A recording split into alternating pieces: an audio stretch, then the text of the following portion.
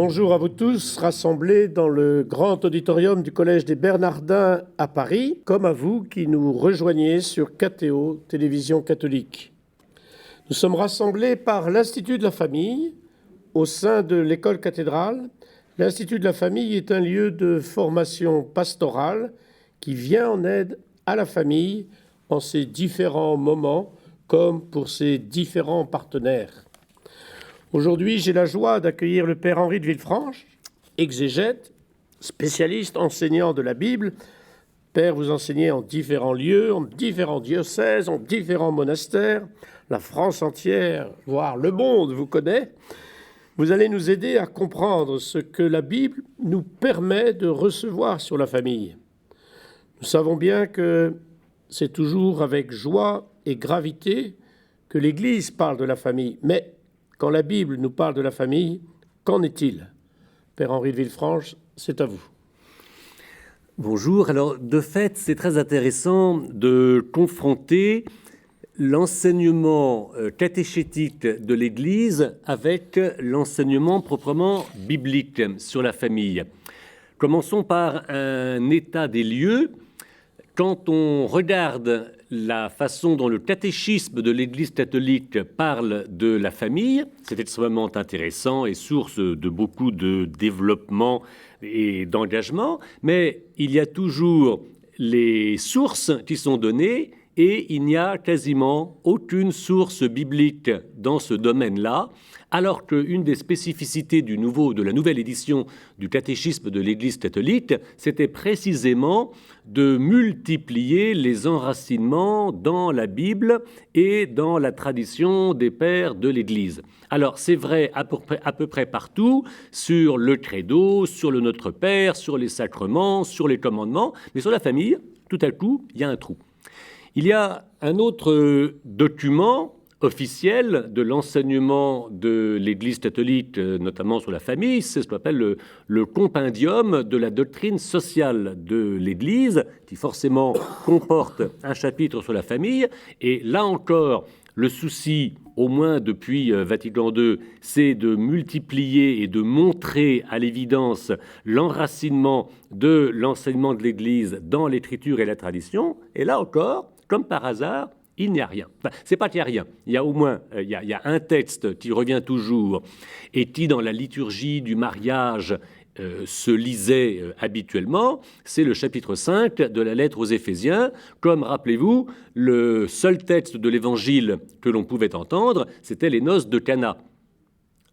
Deux textes admirables, mais qui ne parlent pas très frontalement de la vie de famille. Alors, il est important de les situer. Pourquoi avons-nous une telle disposition? Et nous reviendrons ensuite, en ayant opéré un discernement, nous reviendrons ensuite sur la manière dont la Bible raconte des scènes de famille. Pourquoi, comment et de quelle manière peut-on les recevoir tout à fait fructueusement aujourd'hui? C'est, me semble-t-il, principalement une question de temporalité. Dieu se révèle dans une histoire. Cette histoire, elle avance. Par définition, elle est éphémère. Mais de même qu'elle a eu un commencement, elle aura aussi une fin. Et d'un certain côté, par un certain côté, il y a dans la résurrection de Jésus un achèvement de cette histoire. Quelque chose de parfait dans le Christ, dans le souffle de l'Esprit, intervient de manière très réelle dans une histoire éphémère. Prenons même un vocabulaire encore plus contrasté, quelque chose d'éternel rentre dans notre temps. Mais alors, il y a deux points de vue qu'il faut bien distinguer. En quoi sommes-nous dans une histoire éphémère qui progresse jour après jour? En quoi touchons-nous quelque chose d'achevé? C'est souvent d'ailleurs une sorte de confusion qui apporte beaucoup de désordre dans l'intelligence et la pratique des commandements. C'est de penser que ça y est, maintenant, avec le Christ ressuscité, nous sommes à la fin des temps. Et dans l'histoire de l'Église, il y a eu beaucoup de déviations sur cette idée que tout était achevé. Le chrétien était complètement perfectionné. Il était sauvé. Non, nous ne sommes pas sauvés. Nous avons l'espérance d'être sauvés, ça c'est du Saint Paul, hein. Nous sommes sauvés en espérance, en attendant nous sommes justifiés, nous sommes rectifiés. Nous sommes reconstruits par la grâce de Dieu, chaque jour, chaque heure, pour nous acheminer vers cette fin, mais nous ne sommes pas à la fin. Alors dans l'enseignement de Saint Paul, il y a des moments où Paul voit le Christ ressuscité qui répand sa plénitude en nous, et il nous voit dans notre achèvement, un peu comme Dieu nous voit achevés. Pensez à cette prière, alors notamment je pense à une ordination, mais on pourrait la prendre pour un baptême ou encore mieux pour un mariage, que Dieu achève en vous ce qu'il a commencé. Vous voyez, alors on entend ça explicitement pour un homme qui se fait ordonner prêtre, mais vous voyez comment on pourrait parfaitement reprendre cette formule pour un couple qui se marie ou pour un enfant ou un adulte que l'on baptise.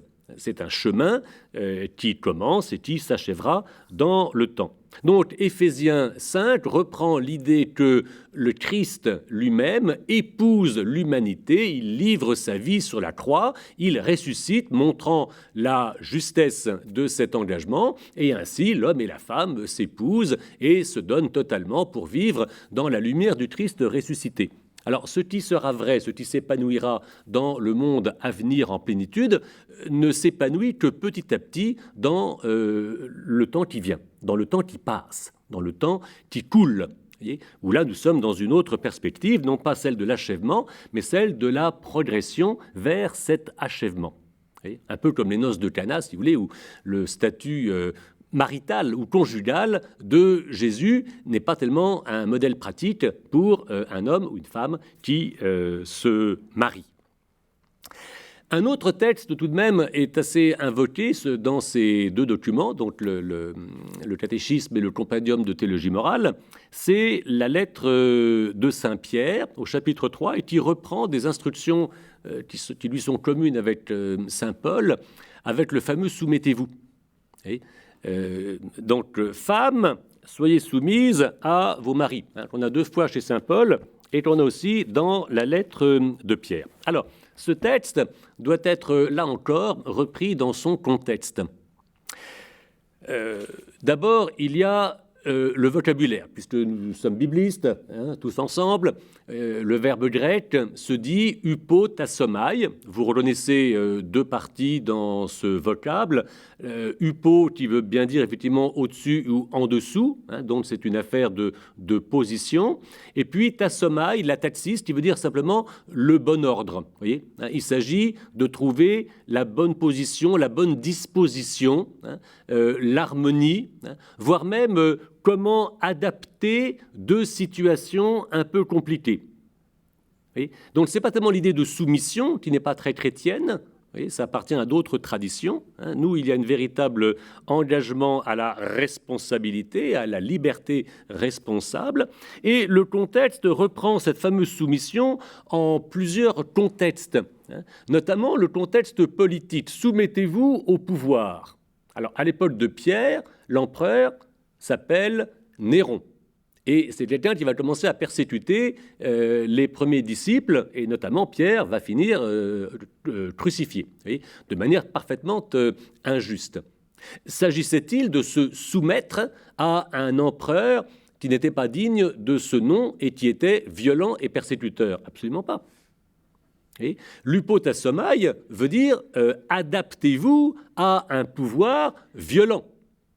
C'est-à-dire dénoncez-le et soyez assez habile pour être efficace alors que les circonstances sont négatives. On aura comme deuxième exemple les domestiques, les gens de maison, au sens large, la maison romaine, dont tous ceux qui ont une activité liée à une maisonnée.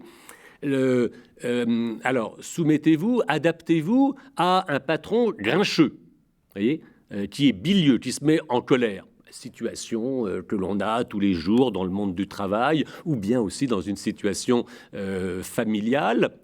Voilà, comment arriver à faire son boulot de manière correcte et utile, alors que le patron est mal commode. Là encore, un peu d'habileté, un peu d'astuce pour s'adapter et pour tirer de bons fruits, malgré une situation qui est négative. Troisième contexte, une femme chrétienne par rapport à un mari qui ne l'est pas. La femme chrétienne a quelques ambitions, quelques principes, quelques désirs que le mari païen n'aura pas. Alors, faut-il être frontal? Faut-il simplement se soumettre? Absolument pas. Et saint Paul dit par ailleurs que la sanctification, notamment par le baptême de la femme, aura une bonne influence sur son mari. Mais là encore, ce n'est pas de la soumission, c'est de l'adaptation.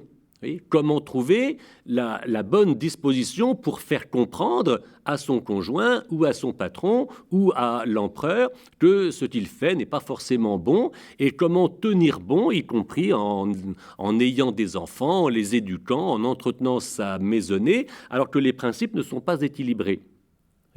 L'adaptation n'est pas une soumission, elle n'est pas non plus une mollesse. Elle ressort du discernement, qui lui aussi va se faire de manière très progressive. Et qui est le maître de l'adaptation? Qui est le maître de ce discernement, sinon l'Esprit Saint? Vous connaissez certainement la prière liturgique que l'on dit ou que l'on chante à la Pentecôte. Que demande-t-on à l'Esprit Saint? On lui demande de redresser ce qui est tordu, de réchauffer ce qui est froid, d'assouplir ce qui est raide. Voyez-vous, l'enseignement de la Bible et de l'Évangile n'est pas dans le frontal violent, mais plutôt dans la disponibilité sage et astucieuse pour faire aboutir de manière juste et bonne ce qui, a priori, était mal parti. Une sorte de reconstruction de ce qui était mal adapté. Et ça, c'est un projet absolument magnifique et qui vient précisément de Dieu lui-même. C'est en Dieu qu'il y a à la fois cette sagesse et en même temps cette habileté donc qui permet d'analyser la situation telle qu'elle est avec ses lourdeurs, ses difficultés, ses blessures, et de faire avancer tout cela vers un résultat non seulement qui soit vivable, mais qui apporte la plénitude promise. Mais ça ne vient pas ni de manière plaquée, ni de manière immédiate, ça vient de manière très progressive. Vous sentez déjà dans ces deux textes donc, des apôtres, donc Pierre et Paul, comment nous avons les deux seules sources qui sont habituellement utilisées dans les documents catéchétiques, et encore faut-il les relativiser. Alors, est-ce que ça ne serait pas la simple présence de la Sainte Famille, bien sûr dans le Nouveau Testament, qui ferait qu'on a exalté la famille dans l'Écriture? Alors justement, venons-en maintenant à la manière dont fonctionnent les récits bibliques, et cette occasion que vous m'avez donnée, et je crois une très bonne occasion d'apprendre à lire correctement les textes. J'avoue que pour moi, ça a été quelques excellentes surprises.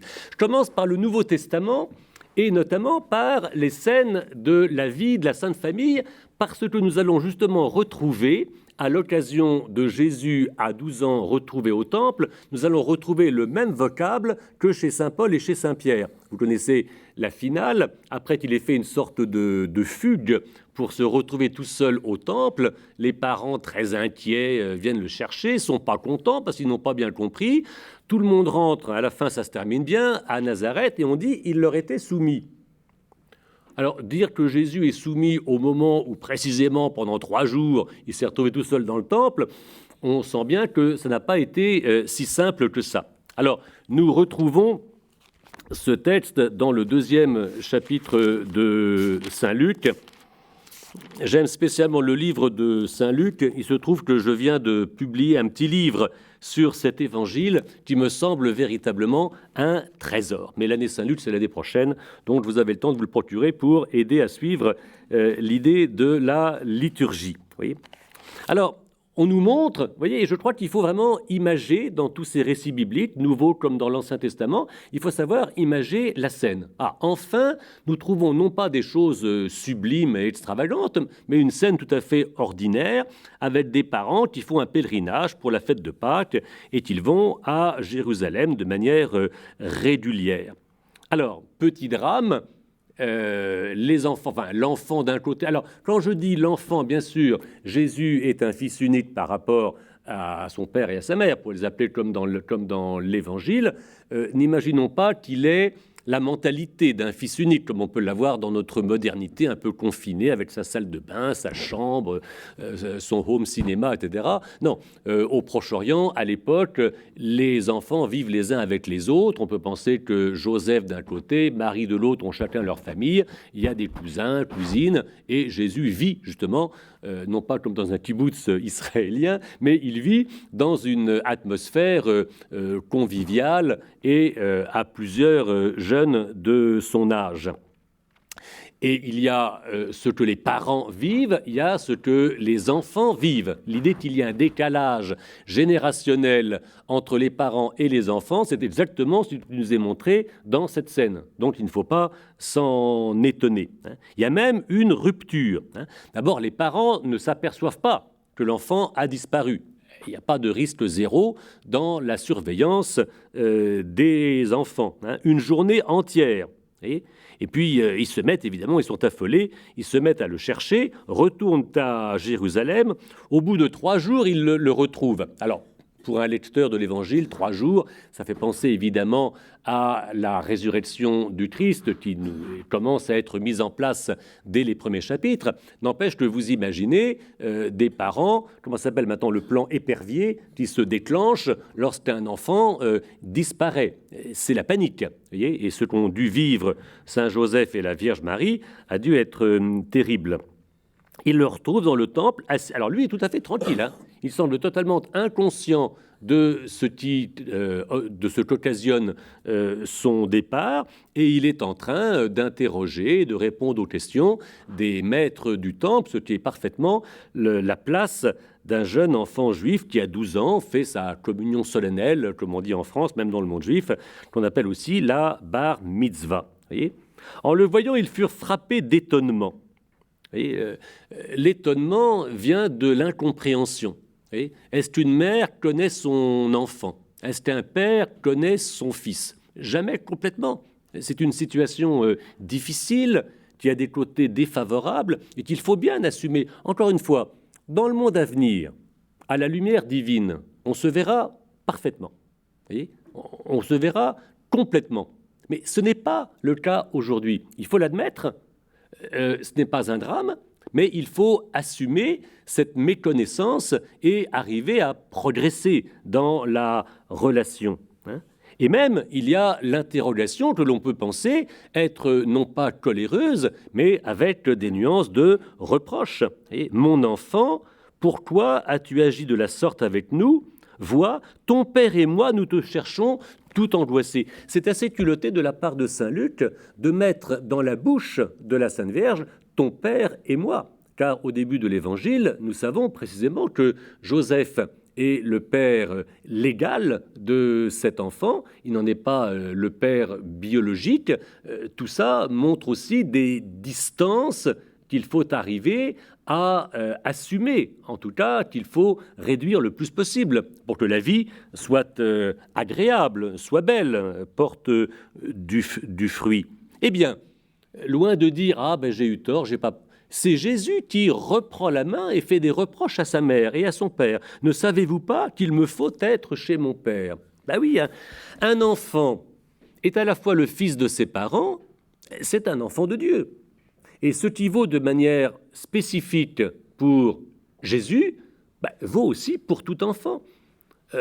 On élève un enfant en s'apercevant qu'il a sa propre vocation, il a ses propres qualités. On ne va pas le mécaniser pour qu'il ressemble exactement à ce que sont ses parents. Et ça, c'est toujours une source de souffrance ou d'inquiétude ou d'angoisse que nous avons racontée dans cette scène. C'est parfaitement normal. Et c'est à ce moment-là qu'on nous dit qu'ils vont rentrer et il leur est soumis. Jésus, qui sait qu'il est fils de Dieu, va s'adapter à ses parents qui ne peuvent pas le comprendre. Vous voyez, on n'a pas les mots pour dire une situation. Alors, la situation spécifique de Jésus en tant que l'incarnation du Verbe éternel, c'est un vocabulaire un peu plus tardif que dans l'Évangile. Marie a certes une connaissance extrêmement spécifique et propre de qui est son enfant, et elle seule a cette connaissance. Elle sait qu'elle l'a mise au monde. Elle sait que c'est un enfant, que c'est son enfant. Maintenant, elle sait aussi qu'il n'y a pas de père humain. Mais qu'est-ce qu'un enfant de Dieu? Et qu'est-ce que Marie pouvait attendre, ayant entendu l'annonce de l'ange? Que peut devenir dans son ventre un enfant de Dieu? Après tout, n'aurait-il pas pu savoir parler, lire et compter dès le départ? N'allait-il pas être tout brillant? Marie pouvait s'imaginer n'importe quoi. Et puis elle a vu un enfant à peu près comme les autres, mais c'était très étonnant aussi. Comment un fils de Dieu, un vrai fils de Dieu, un unique fils de Dieu, peut-il être comme tout le monde? Vous voyez, plein de questions difficiles où chacun doit s'adapter. Jésus doit comme s'adapter aux limites de son humanité. Tenez, écoutez, en toute simplicité, et si nous prenons les choses au sérieux, si Jésus, quand je dis si, c'est au sens causal, puisque Jésus nous dit ici qu'il a conscience de sa vocation divine, vous pensez bien que son humanité, y compris d'adolescent, doit lui paraître un peu étriquée. Un peu comme un enfant qui grandit, voit qu'il devient de plus en plus capable de faire des projets extraordinaires, et d'un autre côté, physiquement, il est très limité. Et donc le Verbe divin, vous voyez, le jeune Jésus qui grandit en taille et en sagesse, doit adapter ses forces humaines à son identité divine. C'est pas simple. C'est pas simple, ni pour lui, ni pour ses parents. Vous voyez l'idée de cette adaptation, et c'est là où le Saint-Esprit doit intervenir pour apporter un peu de lien avec tout cela. Vous voyez que l'idée de la soumission donc n'est pas bien en situation, celle de l'adaptation au plan spirituel est parfaitement en situation. La scène précédente est intéressante qu'on a lue pour la Sainte Famille. Alors ces textes-là, Jésus à 12 ans ou Jésus à 40 jours, sont lus pour la Sainte Famille. Et en quoi sont-ils des modèles? C'est un exercice de réception de la parole de Dieu, de l'Évangile, qui demande un véritable effort. À la fois le prendre au sérieux et l'adapter à des situations concrètes qui sont les nôtres. Parce que ce qu'on peut penser, c'est que Luc veut faire de ces scènes des scènes exemplaires, alors que singulièrement, elles nous paraissent un peu extravagantes. La scène des 40 jours, enfin, la scène où Jésus à 40 jours est emmené au temple, c'est un petit peu la même chose. On pourrait y trouver des situations d'abord familières avec nos propres familles. Qu'est-ce qu'on voit? Un petit enfant qui vit à 40 jours, nourrisson, des jeunes parents. On peut penser que Joseph n'est pas forcément un vieillard barbu. Oui, moi, ça me semble assez inconvenant. Oui. Et puis, un vieux monsieur, Siméon, et une vieille dame, Anne. Je dirais d'abord quelque chose de favorable, c'est-à-dire le mélange des générations. L'âge des grands-parents, l'âge des parents, l'âge des enfants. C'est un enseignement biblique qui me paraît important sur la famille. Le mélange des générations est favorable. Et là, notre modernité est un peu, comment dirais-je, prise en défaut, avec cette segmentation à cause de la mobilité, voire d'un changement culturel rapide qui pourrait éloigner les grands-parents de leurs petits-enfants. Et pourtant, donc, on nous dit que c'est très, très favorable. Dans ce texte encore, toujours deuxième chapitre de Saint Luc, il y a une insistance de la part de notre évangéliste qui est intéressante. Vint le jour où, d'après la loi, il devait être purifié. Ils viennent le présenter comme c'est écrit dans la loi. Ils offrent un sacrifice comme c'est écrit dans la loi. Ils firent à l'enfant tout ce que la loi prescrivait à son sujet. Et ça se termine par le verset 39, lorsqu'ils eurent accompli tout ce que prescrivait la loi du Seigneur. Et c'est curieux parce que ce sont les jeunes parents et qui sont spécialement graciés, pleines de grâce, Joseph ne craint pas de prendre, etc., ce sont ceux qui suivent la loi. Ils ont beau être, comment dirais-je, pris par une aventure extrêmement spirituelle, on voit qu'il y a des choses à faire comme tout le monde. Il y a des règlements, il y a des traditions, il y a des impératifs, on n'y échappe pas. Et même la Sainte Famille, dont on pourrait se dire qu'elle est toute neuve et peut inventer ce qu'elle veut, pas du tout, telle que l'évangéliste nous la montre. Donc il avait le choix de dire cela ou de dire autre chose. Oui. Il tient à insister sur les traditions qui font du bien. Et là encore, on pourrait parler d'adaptation. On s'adapte aux lois, on s'adapte aux règles, on ne s'en affranchit pas de manière radicale. On fait avec. Elles sont bonnes. On n'est pas les premiers à éduquer des enfants. On n'est pas les premiers à vivre dans le mariage. On n'est pas les premiers à chercher le croisement de toutes les générations. Que s'est-il passé avant et comment peut-on en profiter ? Et la loi ici, c'est véritablement un appel à une mémoire et une mémoire heureuse. Alors une mémoire évolutive, une mémoire progressive, mais une mémoire ou une vie enracinée. Et cette idée de la racine est intéressante. En même temps que de l'autre côté, on a les deux vieux, qui pourraient jouer le rôle, même s'ils ne le sont pas, des grands-parents, qui eux sont complètement animés par l'Esprit Saint. Et c'est curieux. La Sainte Famille est soumise à la loi et Siméon est complètement téléguidé par le Saint-Esprit. L'Esprit Saint lui avait dit, l'Esprit Saint le conduit. Voilà. Vous voyez, il y a comme un croisement entre la mémoire et la fixation de la loi et de la tradition, en même temps qu'il y a l'influence de l'Esprit Saint. C'est un petit peu comme les générations. Et ce qui est bien, c'est de ne pas cloisonner ni les grands-parents, ni les parents, ni les enfants, c'est de les croiser. Prenez maintenant les deux pôles, la loi et l'Esprit Saint, surtout pas les cloisonner, mais au contraire, les faire marcher l'un avec l'autre. Et la loi est fructueuse si elle est vécue dans l'Esprit Saint, qui permet justement de garder ce qui est bon et de se disposer à apporter des aménagements, des changements, des adaptations selon les circonstances nouvelles et les vocations des uns et des autres. Vous voyez comment on peut véritablement reprendre un texte qui peut paraître très singulier et qui pourtant connote un terreau, un terrain dans lequel on arrive à s'y retrouver soi-même. Je reviendrai un peu plus tard sur un autre texte du Nouveau Testament, sur Saint Joseph, mais je voudrais passer maintenant à un enracinement de tout ça dans l'Ancien Testament. L'Ancien Testament, vous savez, est beaucoup plus long que le Nouveau Testament et il est il est principalement constitué de récits. 80%, si vous voulez, c'est quand même pas mal. 80% sont des récits, sont des histoires dont on se demande un peu, tiens, pourquoi on nous les a racontées ? Précisément, oui, si elles sont dans la Bible, c'est qu'elles ont de l'intérêt. Et ces histoires racontent beaucoup de scènes familiales et on doit pouvoir arriver à les lire de manière à apprendre quelque chose. Commençons par le livre de la Genèse. Et voilà une question auquel chacun pourrait répondre dans notre salle, ou bien nos téléspectateurs. De quoi parle le livre de la Genèse ? J'interrogerais bien le Père Metzinger de savoir principalement de quoi parle le livre de la Genèse. 50 chapitres, c'est long. On pourrait dire, un peu de tout et n'importe... Non.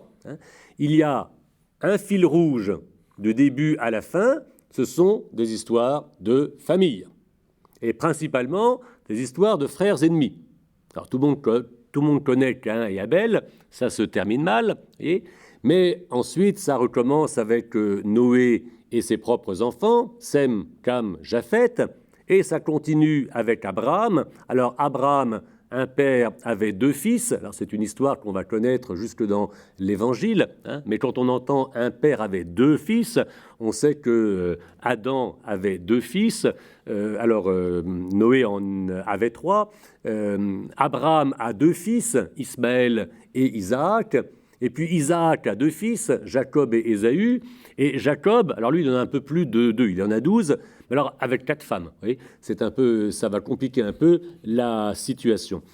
Tout le livre de la Genèse va montrer comment cette fratrie ou ces fratries vont se déconstruire, et en même temps, et ça on l'oublie trop souvent, et c'est criminel, hein, et comment en même temps elles vont se reconstruire. Vous allez me dire, Caïn et Abel, c'est peut-être un peu tard, encore que, on nous dit justement que le sang d'Abel reste un témoin, vous voyez, qui interpelle quant à la violence injuste qui lui a été opposée, et Caïn a été protégé de toute vengeance, donc personne ne peut être enfermé dans le mal qu'il a commis.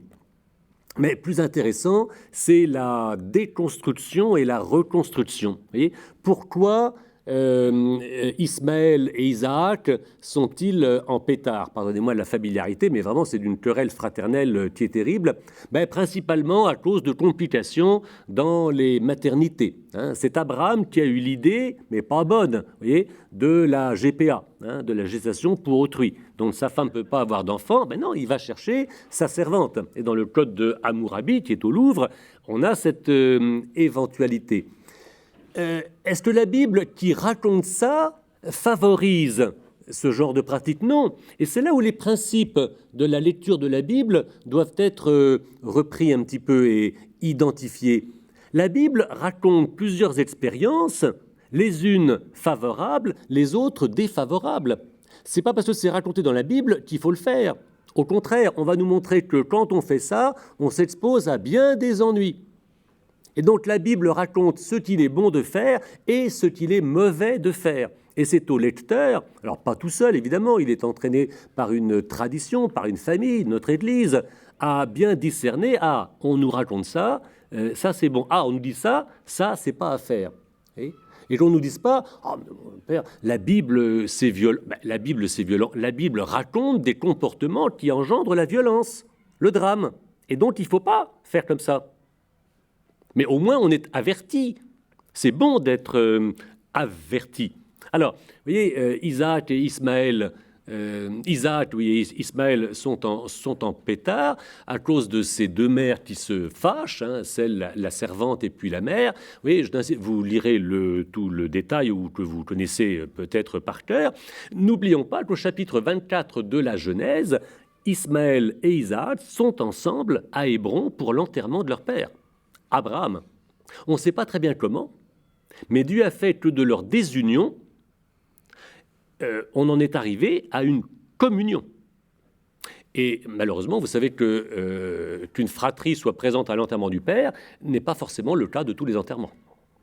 J'en ai connu où des frères ne viennent pas à l'enterrement de leur père parce qu'ils sont brouillés avec la fratrie. Et là, alors que ça semblait inexorable, et vous savez qu'Abraham est enterré à Hébron, et que Hébron aujourd'hui est une ville où le conflit entre Israéliens et Palestiniens est un des plus vifs, non, Dieu a fait réussir une réconciliation. C'est formidable. Jacob et Ésaü aussi sont brouillés pour des raisons sordides, tromperie, mensonges, etc. N'empêche que Jacob doit s'enfuir de devant son frère Ésaü qui veut le tuer. C'est grave. Après des aventures extravagantes, Jacob revient. Ésaü revient vers lui avec 400 cavaliers à cheval, ou à chameau, je ne sais plus, à chameau plutôt. Ésaü descend de son chameau, se précipite vers Jacob et il l'embrasse. Ouf, voilà. On ne sait pas très bien comment, mais les 2 frères se sont réconciliés. La 4e famille qui est racontée, alors elle est célèbre, c'est Jacob et ses fils. Alors là encore, il y a 4 épouses, et donc ça ne se passe pas bien, enfin, ce n'est pas que la cause. Et il est bon de donner des exemples justement d'une lecture lente. On lit toujours trop vite. Il faut s'interroger à chaque petite phrase, à chaque proposition. Ce n'est pas un crime que d'interroger le texte. Au contraire, Dieu parle pour qu'on lui réponde. Et pas simplement pour qu'on avale ce qu'il nous dit. Il veut nous faire réfléchir. Il veut nous faire intervenir. Écoutez. D'abord, on nous dit bien, voici l'histoire de Jacob. Toutes les Bibles marquent l'histoire de Joseph. Non, c'est l'histoire de Jacob. Vous voyez, la question parent-enfant est posée directement. Et souvent, c'est mal compris par nos Bibles modernes. C'est curieux, hein? Joseph, âgé de 17 ans, il était encore jeune.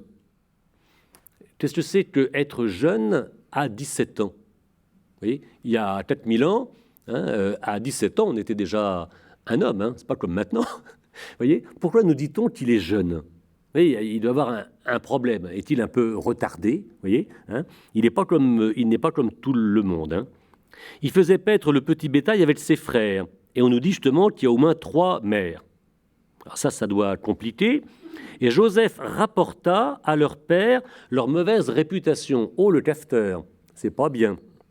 Ah ben, ça nous dit, nous, Joseph, magnifique, le saint. Au départ, ça ne commence pas bien du tout. Vous voyez ? Israël, c'est-à-dire Jacob, aimait Joseph plus que tous ses fils. Aïe, aïe, aïe, aïe, aïe, le chouchou, hein, le petit préféré. Car il était le fils de sa vieillesse. C'est pas vrai. Le fils de sa vieillesse, c'est Benjamin. C'est pas Joseph. Il yoyote, notre ami Jacob. Voyez-vous? Non, mais il se trompe dans ses fils. Vous savez, souvent, dans des familles où on a beaucoup d'enfants, chez moi, c'est un peu comme ça. Quand une mère ou une grand-mère parle à l'un de ses fils et petits-fils, elle mentionne au moins 3 ou 4 prénoms avant que ce soit le bon. Vous voyez, là, c'est Jacob, mélange un peu entre ses fils. Hein. Alors, il lui avait fait une tunique à longue manche. Là encore, le meilleur cadeau qu'aux autres. Hein. Ses frères virent que leur père l'aimait plus que tous ses frères. Et ils le prirent en haine. Qui ça, le? Joseph ou le père? Vous voyez, il y a plusieurs possibilités à chaque fois. Vous avez des présentations dans ces premiers versets du chapitre 37. C'est une véritable analyse psychologique, voire psychanalytique, d'une famille ordinaire. Et quand on regarde un peu ce qui se passe dans les familles, c'est plein d'histoires comme ça. Et on voit des personnes de 60 ans, 70 ans, qui se disputent parce que quand ils étaient petits, on leur a piqué leur lapin, leur poupée, leur truc, leur train électrique. Et 60 ans après, ça fait des drames. Nous avons ça, tout simplement. Vous voyez, nous avons vraiment des scènes de la vie ordinaire. Vous voyez, il ne pouvait plus lui parler amicalement. Encore une fois, ni au père, ni aux frères. Vous voyez. Alors, Joseph eut un songe. Là, il est favorisé par Dieu. Alors ça, c'est le problème aussi. Hein, qu'il fit connaître à ses frères. On se demande pourquoi, puisque justement, ils sont dans ces scènes de jalousie, pourquoi ils acerbaient encore cette fureur. Alors, il leur dit ce rêve, hein, où sa gerbe de blé se tint debout pendant que les autres gerbes s'inclinent. On peut interpréter ça n'importe comment, mais aussitôt, il l'interprète mal. Hein. Voudrais-tu régner sur nous en roi? Cette expression est abusive, voyez, elle est excessive, et ils le haïrent encore plus. Un deuxième songe, il recommence à leur confier. C'est de la provocation, voyez, il est maladroit, voyez. Jacob même lui-même ne comprend pas. Hein. Faudrait-il que ta mère et tes frères, nous venions nous prosterner devant toi? Il oublie que la mère est morte. Hein.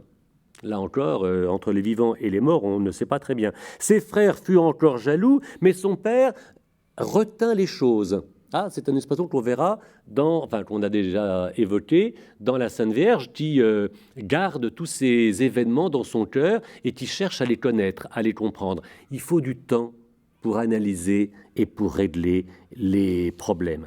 Alors, vous le savez, ça se termine mal. Hein, les frères en sont jusqu'à vouloir tuer leur propre frère. Il y en a un qui a une bonne idée, on va le vendre comme esclave, ça va rapporter un peu d'argent, mais un esclave, à l'époque, c'est quasiment pire que d'être mis à mort, et il monte tout un récit pour raconter la disparition du frère à Jacob. Et Jacob n'est pas dupe, c'est épouvantable.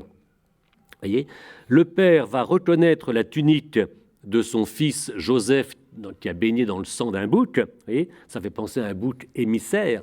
Et Joseph a été sacrifié comme un bouc émissaire, donc il n'était pas du tout coupable. Et Jacob interprète, c'est la tunique de mon fils, une bête féroce l'aura dévoré. Une bête féroce. Qui est cette bête féroce? Celle du désert ou bien un des frères? Dans la Genèse, on nous dit que le péché est tapi à côté de quelqu'un comme une bête féroce.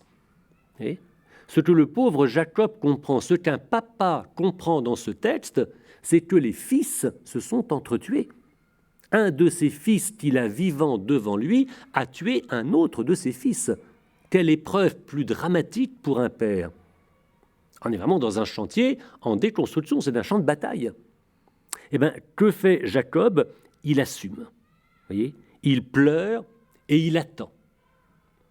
Et la suite de l'histoire, à partir du chapitre 38-39 et jusqu'à 40, la fin du chapitre, jusqu'au chapitre 50 même, va être les longues retrouvailles de Joseph et de ses frères. Et l'apprentissage, le long apprentissage du pardon.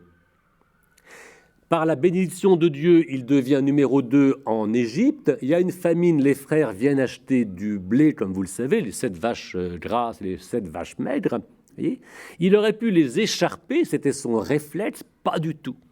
Il comprend qu'il y a une intention divine et que si Dieu l'a béni, c'est pour apporter à ses frères la bénédiction. Mais voyez comment passer sur la colère de quelqu'un qui a failli être, qui aurait pu crever par la méchanceté, la jalousie de ses frères. Il arrive donc par un processus long, parce qu'il aurait pu aussi leur dire dès le début « Coucou, je suis Joseph et je vous pardonne ». Non, c'était beaucoup trop tôt. Que faut-il? Il faut que les frères reconnaissent qu'ils ont été abominables. Et par toute une stratégie très habile, les frères comprennent que toutes les tuiles qui leur tombent dessus, c'est dû à cet acte abominable qu'ils ont commis, et ils commencent par un long processus à se repentir. Et c'est quand le repentir commence à s'enraciner solidement que Joseph peut leur dire « Je suis votre frère ». Ils sont stupéfaits. Et même à la fin, ils ont du mal à y croire. Quand le papa Jacob meurt, ils se disent, ça y est, maintenant que papa est mort, il va se jeter sur nous, il va nous étriper. Ils leur disent, ah, papa a dit, il fallait que tu nous pardonnes. Et Joseph en pleure, il pleure tout le temps, en nous disant, mais vous ne me croyez pas? C'est très difficile, non seulement de donner le pardon, mais c'est très difficile de croire au pardon. Et il est bon de raconter le plus souvent possible cette histoire parce que, écoutez, vous et moi, enfin tout le monde, des fratries qui ne se voient plus, qui se détestent, c'est le pain quotidien. Comment arriver à dépasser ce stade où on entend, même après la messe, je ne pardonnerai jamais. C'est difficile, on peut y arriver. Et dans ces textes, il y a deux forces qui sont concomitantes, une habileté au plan humain et une grâce au plan divin. Mais là encore, c'est un binôme qu'il ne faut pas séparer. C'est pas parce qu'il y a une grâce de Dieu qu'il ne faut pas être malin. Oh ben, si Dieu le veut, mon frère reviendra vers moi. Non, Dieu le veut, mais il faut que je sois habile. Et c'est un peu la foi et la raison. Mais ce n'est pas tellement être raisonnable. Là encore, nous retrouvons l'idée de l'adaptation. Comment analyser la situation et comment avoir des ambitions, et au plan humain et au plan divin. Vous voyez, Joseph et ses frères, vous savez, c'est très souvent mis en scène dans des fresques, des mosaïques, etc., que personne ne va voir, en Italie ou ailleurs. On devrait revaloriser, l'Institut de la famille doit revaloriser ce genre d'histoire parce que on apprend à analyser une situation, la sociologie, la psychologie, la psychanalytique et la foi et l'espérance pour aboutir au pardon et à la charité. C'est tout un mécanisme. Ça prend du temps. On mouille son maillot. C'est très difficile. Mais ça vaut la peine. Ça vaut la peine. Reconstruction d'une famille. Et cette famille, dans l'Exode, elle devient le paradigme de la réconciliation carrément entre les nations. Alors ça commence très mal, entre les Hébreux et les Égyptiens. Mais là encore, et on sait ce que c'est que des nations en conflit, pensons à la Deuxième Guerre mondiale, comment on est arrivé avec des gens de foi et des gens astucieux, habiles en politique et en psychologie, pour arriver à réconcilier tous les belligérants. Mais tiens, dans ce livre de l'Exode, on assiste tout à coup à une scène très familiale. Je pense à la naissance de Moïse. C'est quand même drôle, ça. Au chapitre 2. Un homme de la maison de Lévi s'en alla prendre une fille de Lévi. En grec, le verbe lambano veut dire soit prendre, soit recevoir. Je milite pour le recevoir. On ne prend pas une femme, on la reçoit. On ne prend pas un homme, on le reçoit aussi. Et heureusement, le vocabulaire de l'échange des consentements a changé le verbe « voulez-vous prendre pour femme ?» Non, « je te reçois comme époux ». C'est quand même mieux. Et surtout, recevoir quelqu'un, non seulement lui-même, mais avec le projet de Dieu, avec un projet divin. C'est la phrase qui sera dite à Joseph. Ne crains pas de recevoir chez toi Marie, ton épouse. Pas de la prendre, de la recevoir. Comme elle est, naturellement, et comme elle est, surnaturellement. Vous savez, si les époux se recevaient comme ils sont de la part des hommes et de la part de Dieu, déjà, je crois qu'on avancerait pas mal. Bref, un Lévi épouse une Lévite. Qu'est-ce qui se passe au bout de 9 mois? Un petit Lévi. Alors, ils ont des noms. Le papa d'Abraham s'appelle Amram et la maman s'appelle Yochébed. Non, parce que ils ont des noms, c'est pas des histoires, etc. Ça s'est vraiment passé. Mais alors, ils sont dans un camp de travail, voire un camp de concentration. Oui, Pharaon, et puis les enfants sont menacés de mort. Pharaon a donné l'ordre, voyez. Ils ont un fils. Faut-il avoir un fils en camp de concentration? Voyant, alors qu'il était beau, ça c'est la version grecque, voyant que c'était bon, vous savez, comme dans la Genèse, et Dieu vit que cela était bon. Moi, j'y vois un espoir extraordinaire. Vous êtes dans une situation négative, vous enfantez. Voyez, ça, c'est véritablement l'espérance. J'ai vu hier le film sur Churchill. Voyez, dans un moment où tout va mal, en juin 40, Churchill, il dit « on les aura », alors que tout était négatif. Oui, ça, c'est une espérance, je ne sais pas pour M. Churchill, mais c'est une espérance proprement biblique et chrétienne, voyant que c'était bon. L'idée qu'en toute situation de conflit, il y a un moyen qu'il faut chercher, il y a un moyen de pouvoir arriver à une réconciliation. C'est le fondement de l'espérance chrétienne à travers tous ces récits. Vous voyez, comme elle ne pouvait plus le tenir caché, il y a cette histoire de petit bateau, mais vous voyez qu'elle n'est pas idiote, cette femme. Vous voyez, la maman avec la sœur, va suivre, la fille de Pharaon elle a bon cœur, tout le monde peut avoir bon cœur, même des gens méchants, recueillir cet enfant, et la fille lui dit, si tu veux, je peux te trouver une nourrice, et comme nourrice, elle va trouver la propre mère de ce petit garçon. Voilà un exemple biblique d'une maternité salariée. Vous voyez, le salaire familial, donc, qui permet à une maman d'élever son enfant. On peut voir déjà les prolégomènes ou les prophéties d'une telle évolution sociale. Alors, vous voyez, c'est presque anecdotique, évidemment, ce genre de détails, mais la Bible nous les raconte pour qu'on réfléchisse à ce genre de situation. Ah, mais n'est-ce pas de la folie? Est-ce que ce n'est pas imprudent? Nous ne sommes pas tout seuls. Nous ne sommes pas tout seuls. Nous calculons et en même temps, nous laissons ouvert un espace où quelque chose de surprenant va pouvoir se passer. Et je crois que beaucoup de parents qui ont accueilli précisément un enfant dans des conditions difficiles se sont rendus compte, certes, de grandes difficultés, mais aussi que c'était très différemment que ce qu'on leur avait dit. Et ils ont découvert une nouvelle manière de vivre en relation interconjugale ou dans la relation avec l'enfant.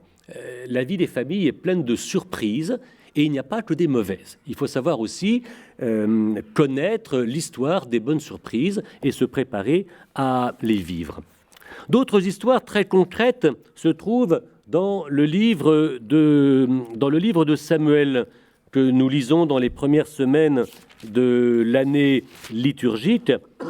Là encore, c'est très intéressant pour la psychologie. Nous avons cet homme Elkanah qui a 2 femmes, une qui a plein d'enfants, l'autre qui n'en a pas. Alors celle qui n'a pas d'enfants, elle n'est pas contente. Et qu'est-ce que dit l'homme? Enfin, ma chérie, est-ce que je ne vaux pas pour toi plus que 10 fils? Point de vue masculin. C'est pas le point de vue féminin. Et on apprend dans la Bible qu'un homme, tiens, comment Dieu crée l'homme, voyez, il le modèle comme un vase. Comment Dieu crée-t-il la femme? Il la construit. Oui, le verbe yatsar, le verbe bana. Vous voyez, on nous dit qu'un homme, c'est pas construit comme une femme. Il faut, là encore, que le point de vue masculin apprenne le point de vue féminin et que le point de vue féminin apprenne le point de vue masculin. Là encore, c'est du boulot, ça ne vient pas tout seul. Voyez ? Et ces histoires de Samuel sont pleines de récits sur la manière dont un homme, une femme, des parents, des enfants se regardent, se méconnaissent, puis arrivent enfin à se reconnaître. Vous voyez, tout ça est assez précieux. Il y a au fond toute une sagesse qui a le mérite, et ça on le constate tout simplement, qui a le mérite d'avoir été transmise. Pourquoi avons-nous un Ancien Testament ou un Nouveau Testament comme il est? Parce qu'il est utile. Ce qui ne produit pas de fruits est abandonné. Il y a beaucoup de livres bibliques qui ont été abandonnés, qui ont été mis dans les apocryphes. Les livres qui sont canoniques dans l'Ancien et dans le Nouveau Testament recèlent une sagesse qu'il est toujours plus facile qu'on le croit d'adapter à notre modernité. Et je conclurai avec quelques principes précisément de cette lecture, au fond, générale de la Bible, mais que l'adaptation au thème de la famille rend, je crois, assez clair. Une première idée, c'est que les récits sont assez discrets. On vous baratine, enfin on ne baratine pas, on ne s'étale pas. C'est raconté de manière rapide et discrète, avec très peu de sentimentalité. C'est pas du tout comme un grand livre de la même époque que l'Ancien Testament, qui est l'Iliade et l'Odyssée. Vous vous rappelez, on en fait des tonnes, des pages entières sur les sentiments d'Ulysse ou d'autres, sur ce qu'ils sont en train de vivre. Là, les personnages vont très très vite. On ne nous dit pas ce qu'ils pensent. Alors, si on prend le temps de lire, avec lenteur, on doit s'interroger. Dieu dit à Abraham, prends ton fils et offre-le en sacrifice. Abraham se leva de bon matin et il partit. Qu'est-ce qu'il pense? On n'en sait rien. Maintenant, si on me demandait ça, qu'est-ce que je penserais? Voyez-vous, il y a de la place pour le lecteur. Les récits bibliques sont ainsi écrits et transmis de manière à ce que les lecteurs puissent s'impliquer dans les récits. Et le contexte ancien n'est pas tellement développé. Et c'est peut-être pas la peine de faire de longues recherches pour savoir comment on était papa, maman, enfant dans l'époque mésopotamienne, dans l'époque romaine, dans l'époque ceci, cela, comment on fait un mariage chez les Sémites. Non, les situations sont complètement décalées par rapport à leur enracinement. Bien sûr, elles racontent une histoire unique, mais de manière exemplaire. Et ce n'est pas parce que nous lisons ces textes 3000 ans après que nous ne pouvons pas nous les approprier. Elles sont écrites de manière à pouvoir être reçues dans le contexte dans lequel nous sommes. J'ai essayé de faire quelques applications dans nos textes. Encore une fois, un homme et une femme qui ont un enfant dans des conditions tout à fait défavorables. C'est pas ancien, c'est tout à fait, c'est forcément contemporain. Profitons de cette discrétion pour nous impliquer dans le récit. Abraham parle de moi, le livre de Samuel aussi, l'Évangile aussi. Une autre caractéristique, c'est l'inachèvement. Les récits ne sont pas achevés. On ne sait pas ce que Ésaü et Jacob vont devenir. On ne sait pas ce que Ismaël et Isaac vont devenir. On ne sait pas ce que Joseph et ses frères, comment ils vont vivre leur réconciliation. C'est totalement ouvert. Dans le Nouveau Testament, un père avait 2 fils, le fils prodigue et le fils aîné. Le premier rentre dans la salle de festin, le second râle. Va-t-il entrer? La Bible ne le dit pas. Les récits sont inachevés. Là encore, c'est le lecteur qui doit prendre la peine d'imaginer ce qu'il pense devoir se passer. Et là, vous voyez que de devoir faire cet effort fait que non seulement on aura bien compris le récit et son fil, mais à travers ça, on y verra plus clair en soi. Avons-nous vraiment de l'espérance? Voulons-nous vraiment une réconciliation ou pas? Tous les récits de la Bible sont inachevés. C'est à nous de trouver leur achèvement. L'histoire de tous ces personnages, elle vient après ici. Vous voyez donc, cette décentralisation et en même temps cette temporalité est disponible pour que nous puissions vivre cet enseignement dans notre histoire. Merci. Un grand merci au Père Henri de Villefranche de nous avoir aidés à comprendre Dieu au cœur de la famille et la famille du côté de Dieu. Je voudrais, à l'intention particulièrement de nos téléspectateurs, présenter le livre, le dernier ou le prochain livre du Père Henri de Villefranche, Voir et servir, des clés pour entrer dans l'évangile de Saint-Luc, que la liturgie de l'Église nous proposera à la fin 2018. Voilà. Donc il faut déjà acquérir le livre.